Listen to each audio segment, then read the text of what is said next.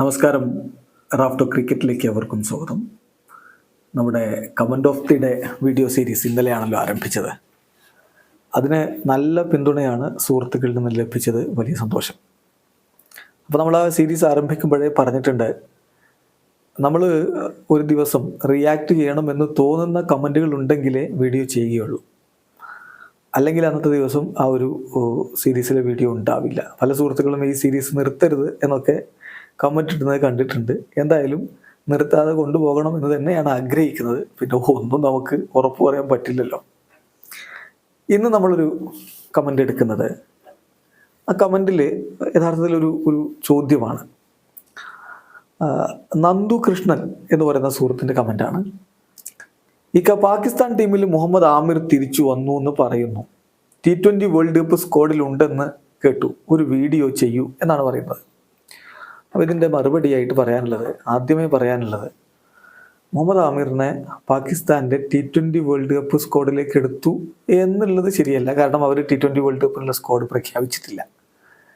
പിന്നെയുള്ളത്, ന്യൂസിലാൻഡുമായിട്ട് അവർ 5 മത്സരങ്ങളുടെ പരമ്പര കളിക്കുന്നുണ്ട്, T20 പരമ്പര കളിക്കുന്നുണ്ട്. അതിനായിട്ട് സ്ക്വാഡ് പ്രഖ്യാപിച്ചു. അതിലേക്ക് മുഹമ്മദ് ആമിറിനെ ഉൾപ്പെടുത്തിയിട്ടുണ്ട്. നീണ്ട കാലത്തിന് ശേഷമുള്ള തിരിച്ചുവരവാണ്. അദ്ദേഹം റിട്ടയർമെൻ്റ് ഒക്കെ പ്രഖ്യാപിച്ചായിരുന്നു. പിന്നെ ഈ ഇടക്കാലത്ത് താൻ സെലക്ഷൻ അവൈലബിൾ ആണ് എന്നൊക്കെ പ്രഖ്യാപിച്ചിരുന്നു. ഇപ്പോൾ അദ്ദേഹത്തെ ടീമിലേക്ക് എടുക്കുന്നു. അപ്പം ഇമാദ് വസീമിനെയും തിരികെ വിളിച്ചിട്ടുണ്ട്. അപ്പോൾ ഇതിൽ പലതരത്തിലുള്ള എതിർപ്പുകളൊക്കെ പാകിസ്ഥാൻ മുൻ താരങ്ങളുടെ ഭാഗത്തൊക്കെ വരുന്നുണ്ട്. ഇപ്പോൾ മുഹമ്മദ് ഹഫീസ് പറഞ്ഞത്, അദ്ദേഹം ട്വീറ്റ് ഇട്ടത് RIP ഡൊമസ്റ്റിക് ക്രിക്കറ്റ് എന്നാണ്. അപ്പോൾ ഇങ്ങനെയുള്ള താരങ്ങൾ ഉൾപ്പെടുത്തുമ്പോൾ ഡൊമസ്റ്റിക് ക്രിക്കറ്റിൽ നിന്ന് അവസരം ലഭിക്കേണ്ട താരങ്ങൾക്ക് അവസരം നഷ്ടമാവുകയാണ് എന്നാണ് അദ്ദേഹം പറയുന്നത്. സംഗതി എന്തായാലും ആമിറിൻ്റെ കാര്യത്തിൽ നമ്മൾ കുറച്ചുകൂടി കാര്യങ്ങൾ പറയേണ്ടത് ഉണ്ടെന്ന് തോന്നുന്നു. അപ്പോൾ ഈ ഒരു കമൻറ്റ് കണ്ടപ്പോൾ ഞാൻ കുറേ കാലം പുറകോട്ട് പോയി. 2009 ഒരു കാര്യമാണ് ഓർമ്മ വന്നത്. 2009 രണ്ടാമത്തെ T20 വേൾഡ് കപ്പാണ്, ഇംഗ്ലണ്ടിലാണ് നടക്കുന്നത്. ഇംഗ്ലീഷ് ക്രിക്കറ്റ് ടീമിനെ വലിയ ആവേശത്തോടു കൂടി ഒരു കാലഘട്ടത്തിൽ ഞാൻ ഫോളോ ചെയ്തിരുന്നു. ആൻഡ്രൂ ഫ്ലിൻഡോഫ് ആണ്, ഫ്രെഡി ഫ്ലിൻഡോഫ് ആണ് അതിന് കാരണക്കാരനായത്. അപ്പോൾ ഇംഗ്ലണ്ടിൻ്റെ എല്ലാ കളികളും, അത് ടെസ്റ്റ് ആണെങ്കിലും ഏകദിനമാണെങ്കിലും ഇനി അതല്ല T20 ആണെങ്കിലും ഒക്കെ വളരെ ആവേശത്തോടു കൂടി കണ്ടിരുന്ന ഒരു കാലം. അന്ന് ഇംഗ്ലണ്ടിൽ വെച്ച് T20 വേൾഡ് കപ്പ് നടക്കുന്നു. ആ വേൾഡ് കപ്പിൻ്റെ ഗ്രൂപ്പ് സ്റ്റേജിലാണ് പാകിസ്ഥാൻ വേഴ്സസ് ഇംഗ്ലണ്ട് മത്സരം നടക്കുന്നത്. ആ മത്സരത്തിൽ ഒരു 17-കാരൻ പയ്യൻ ഡെബ്യൂ നടത്തുകയാണ്. 17 വയസ്സേ ഉള്ളൂ. അപ്പം കമൻറ്റേറ്റേഴ്സൊക്കെ വലിയ രൂപത്തിൽ ആ പയ്യൻ്റെ എബിലിറ്റിയെയും അദ്ദേഹത്തിൻ്റെ ബൗളിംഗ് സ്കില്ലിനെയും ഒക്കെ കുറിച്ച് ഇങ്ങനെ പാടി പുകഴ്ത്തുന്നുണ്ട്. 17 വയസ്സുള്ള ആ പയ്യൻ്റെ പേരാണ് മുഹമ്മദ് ആമിർ. അന്നത്തെ കളിയിൽ ഒരു വിക്കറ്റാണ് എടുത്തത്, രവി ബൊപ്പാറയുടെ വിക്കറ്റ്. എന്തായാലും ഷോയബ് മാലിക്കിൻ്റെ കിടിലൻ ക്യാച്ച് ഇപ്പോഴും ഓർക്കുന്നു അതൊക്കെ. അവിടെ നിന്ന് അങ്ങോട്ട് ആ പയ്യൻ നമ്മളെ വിസ്മയിപ്പിക്കുന്ന പ്രകടനം തന്നെ നടത്തി. ആ T20 വേൾഡ് കപ്പ് കിരീടം ചൂടിയത് പാകിസ്ഥാനായിരുന്നു. അതിലും പ്രധാനപ്പെട്ട റോള് വഹിച്ചിട്ടുണ്ട്.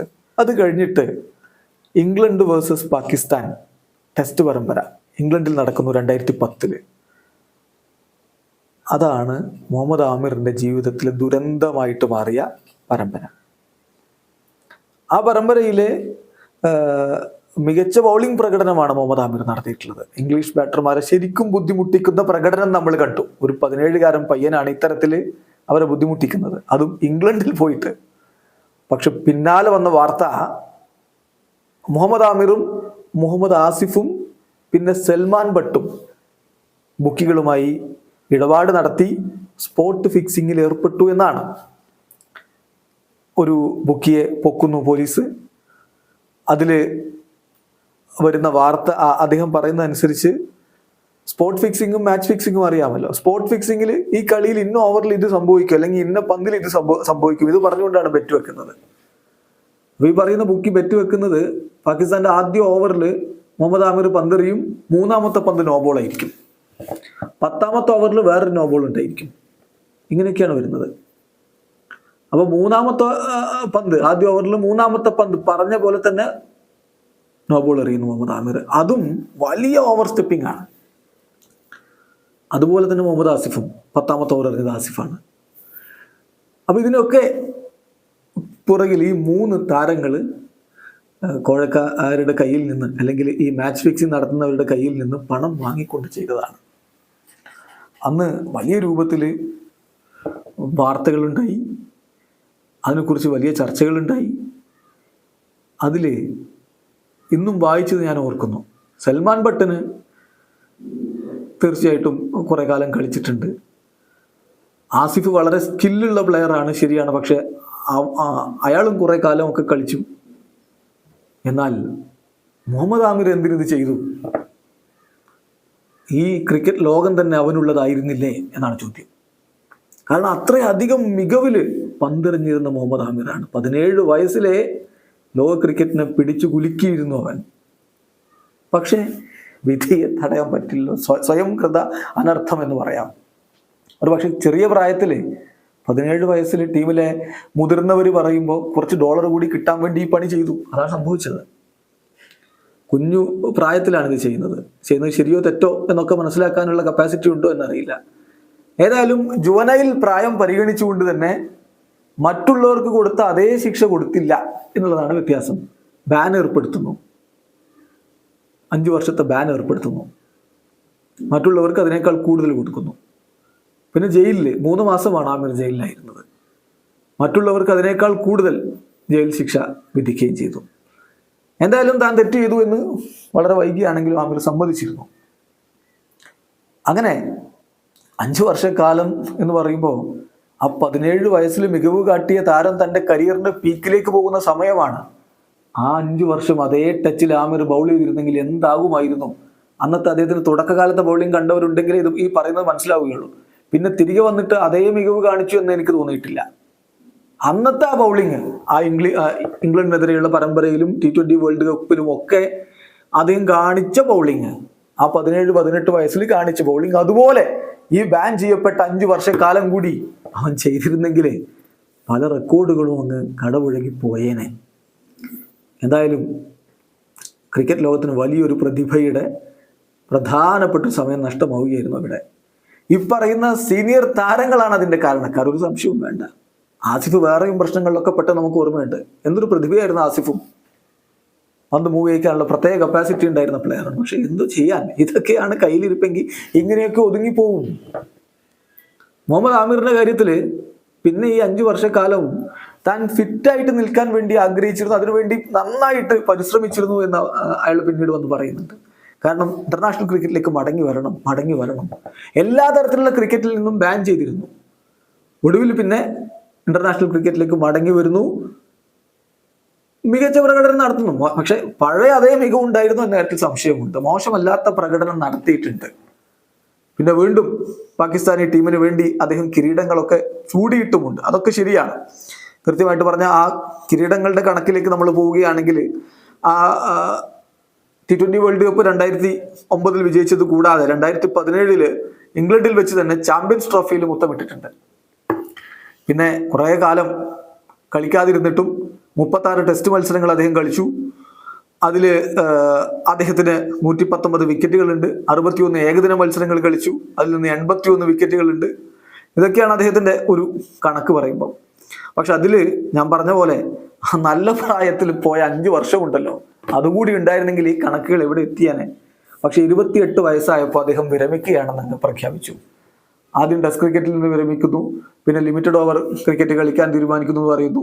അത് കഴിഞ്ഞിട്ട് പാകിസ്ഥാൻ ക്രിക്കറ്റ് ബോർഡ് തന്നെ വല്ലാതെ ബുദ്ധിമുട്ടിക്കുന്നുണ്ട്, തൻ്റെ ഇമേജ് കളങ്കപ്പെടുത്താൻ വേണ്ടി ശ്രമിക്കുന്നു. വക്കാർ യൂനിസ് അടക്കമുള്ളവരാണ് ഈ പണി ചെയ്യുന്നത് എന്ന് പറഞ്ഞുകൊണ്ട് പൊട്ടിത്തെറിച്ച് അങ്ങ് വിരമിക്കൽ പ്രഖ്യാപിക്കുകയായിരുന്നു. വക്കാർ യൂനിസിനൊക്കെ അത് വലിയ രൂപത്തിൽ വിഷമം ഉണ്ടാക്കി എന്ന് പിന്നീട് അദ്ദേഹം തന്നെ തുറന്നു പറയുന്നത് നമ്മൾ കേട്ടു.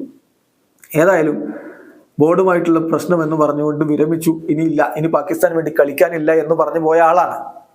ഇപ്പോൾ US T20 വേൾഡ് കപ്പ് നടക്കാൻ പോകുമ്പോൾ പറയുകയാണ്, ഞാൻ ഇത് തിരികെ വരുന്നു, ഞാൻ അവൈലബിൾ ആണ്, സെലക്ഷൻ അവൈലബിൾ ആണ്. വർഷങ്ങൾക്ക് ശേഷം ഒരു തിരികെ വരും, ഒരു 3-4 വർഷത്തിന് ശേഷമാണ് തിരികെ വരുന്നത്. അങ്ങനെ ഒരാൾ പറയുമ്പോഴേക്കും പാകിസ്ഥാൻ അദ്ദേഹത്തെ ടീമിൽ എടുത്തുള്ളത് മറ്റൊരു കാര്യം. അതിലാണ് മുഹമ്മദ് ഹഫീസിനൊക്കെ ഈ പറയുന്ന തരത്തിലുള്ള എതിർപ്പുള്ളത്. എന്തായാലും ഇനി ഇപ്പോൾ 32 വയസ്സായി, ഇനി ആ പഴയ അതേ മികവിൽ ആമിറിന് ബൗൾ ചെയ്യാൻ കഴിയുമോ? അത് കാത്തിരുന്ന് കാണേണ്ട കാര്യമാണ്. ഇപ്പം ലീഗുകളിലൊക്കെ അദ്ദേഹം കളിക്കുന്നുണ്ടായിരുന്നു. അതുകൊണ്ട് തന്നെ അദ്ദേഹത്തിന് ആ പ്രകടനം നടത്താൻ പറ്റും എന്ന പ്രതീക്ഷയിലാണ് പാകിസ്ഥാനി ക്രിക്കറ്റ് അധികൃതരുള്ളത് എന്ന് വേണം കരുതാൻ. ഇതോടൊപ്പം തന്നെ നമ്മൾ മനസ്സിലാക്കേണ്ട കാര്യം ഇമാദ് വസീം അടക്കമുള്ള താരത്തെ തിരികെ വിളിക്കുമ്പോൾ അവിടെയും കുറേ എതിർപ്പുകളും പ്രശ്നങ്ങളും ഒക്കെ നിൽക്കുന്നുണ്ട്. പാകിസ്ഥാനിൽ ഇങ്ങനെയൊക്കെയാണ്. പിന്നുള്ളൊരു ചോദ്യം, ഒരുപാട് പേസ് ബൗളേഴ്സിനെ പ്രൊഡ്യൂസ് ചെയ്യുന്ന പാകിസ്ഥാന്, അതും വളരെ ക്വാളിറ്റിയുള്ള ടാലൻറ്റഡ് ആയിട്ടുള്ള പേസ് ബൗളേഴ്സിനെ പ്രൊഡ്യൂസ് ചെയ്യുന്ന പാകിസ്ഥാന് ഇങ്ങനെ ഒരാളെ തിരികെ വിളിക്കേണ്ട അവസ്ഥയാണോ ഇപ്പോഴുള്ളത് എന്നുള്ളൊരു ചോദ്യം കൂടി അവിടെ ഉയരുന്നുണ്ട്. എന്തായാലും 5 മത്സരങ്ങളുടെ T20 പരമ്പരക്കുള്ള സ്ക്വാഡിലാണ് ഇപ്പോൾ ആമിറിനെ ഉൾപ്പെടുത്തിയിരിക്കുന്നത്, അല്ലാതെ വേൾഡ് കപ്പിനുള്ള സ്ക്വാഡിലല്ല. ആ ഒരു സ്ക്വാഡിന്റെ പ്രത്യേകത നോക്കണം. ബാബർ അസം വീണ്ടും ക്യാപ്റ്റൻ ആയിട്ടുണ്ട്. ഷാഹിൻ ഷാ അഫ്രീദി, അതുപോലെ മറ്റ് താരങ്ങളൊക്കെ, പ്രധാനപ്പെട്ട താരങ്ങളൊക്കെ ഉണ്ട്. നസീം ഷാ ഉണ്ട്. അപ്പൊ അത്തരത്തിലുള്ള പേസ് ബൗളേഴ്സിന്റെ കൂട്ടത്തിലേക്കാണ് ഇപ്പോൾ മുഹമ്മദ് ആമിർ കൂടി എത്തുന്നത്. എന്ത് സംഭവിക്കും എന്നുള്ളത് നമുക്ക് കാത്തിരുന്ന് കാണേണ്ട കാര്യമാണ്. എന്തായാലും ഈ ഒരു കമന്റ് കണ്ടപ്പോൾ പഴയകാല ഓർമ്മകളിലേക്കൊന്ന് പോയി എന്നുള്ളതാണ്. അതുകൊണ്ടാണ് ഇത്രയും വിശദീകരിച്ച് പറഞ്ഞത്. ആമിറിനെ പോലെ പ്രതിഭാധനരായിട്ടുള്ള താരങ്ങൾ ഇത്തരത്തിൽ വഴിതെറ്റി പോയി, ബുദ്ധിമുട്ടായി, പിന്നെ വീണ്ടും ക്രിക്കറ്റിന്റെ വെള്ളി വെളിച്ചത്തിലേക്ക് മടങ്ങി വന്നത് അത്രയധികം ഒന്നും നമുക്ക് കാണാനില്ല. നമ്മുടെ നായകൻ മുഹമ്മദ് അസറുദ്ദീന്റെ കാര്യത്തിൽ സംഭവിച്ചത് എല്ലാവർക്കും അറിയാം. അതുകൊണ്ട് ഇനി ഞാൻ വിശദീകരിക്കേണ്ട കാര്യമില്ലല്ലോ, എല്ലാവർക്കും അറിയാവുന്ന കാര്യമായതുകൊണ്ട്.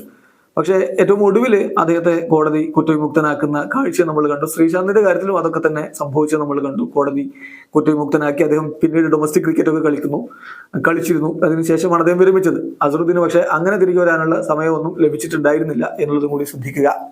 ഇന്ത്യക്ക് വേണ്ടി 99 ടെസ്റ്റ് മത്സരങ്ങൾ അസറുദ്ദീൻ കളിച്ചിട്ടുണ്ടായിരുന്നു. അതുപോലെ ഇപ്പോൾ പല താരങ്ങളെയും ICC ഈ ഫിക്സിങ്ങുമായി ബന്ധപ്പെട്ട വിവരങ്ങൾ തുറന്നു പറയാത്തത് കൊണ്ടും അതുപോലെയുള്ള കാര്യങ്ങൾക്ക് സഹകരിക്കാത്തത് കൊണ്ടൊക്കെ വിലക്കുന്ന കാഴ്ച നമ്മൾ കണ്ടുകൊണ്ടിരിക്കുകയാണ്. ഏതായാലും ആമിറിന് ആ കളങ്കം എല്ലാ കാലത്തും അദ്ദേഹത്തിന്റെ പേരിന്റെ കൂടെ ഉണ്ടാകും. അത് മാറ്റിയെടുക്കാൻ എത്രയൊക്കെ ശ്രമിച്ചാലും മാറില്ല. എന്തായാലും ഇപ്പോഴുള്ള ഒരു ചിന്ത, ആ 5 വർഷക്കാലം ആ പ്രതിഭാധനായിട്ടുള്ള പയ്യൻ പന്തെറിഞ്ഞിരുന്നെങ്കിൽ എന്തൊക്കെ സംഭവിച്ചേനെ. വീഡിയോ അവസാനിക്കുന്നു. ക്രിക്കറ്റ് ലോകത്തെ കൂടുതൽ വിശേഷങ്ങളുമായി റാഫ് ടോക്സ് എത്താം.